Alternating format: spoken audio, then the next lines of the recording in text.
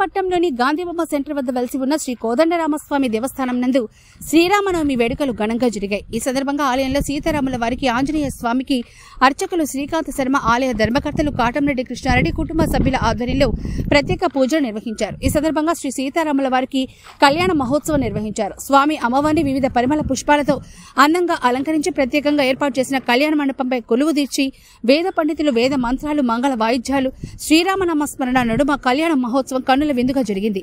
కళ్యాణ మహోత్సవానికి చిల్లకూరు విష్ణువర్ధన్ రెడ్డి, సత్యలక్ష్మి, మందాటి గోవిందరెడ్డి, నిష్ఠారెడ్డి దంపతులు ఉభయకృతులుగా వ్యవహరించారు. భక్తులు విశేష సంఖ్యలో విచ్చేసి స్వామివారి కళ్యాణం తిలకించి తీర్థప్రసాదాలు స్వీకరించి పునీతులయ్యారు.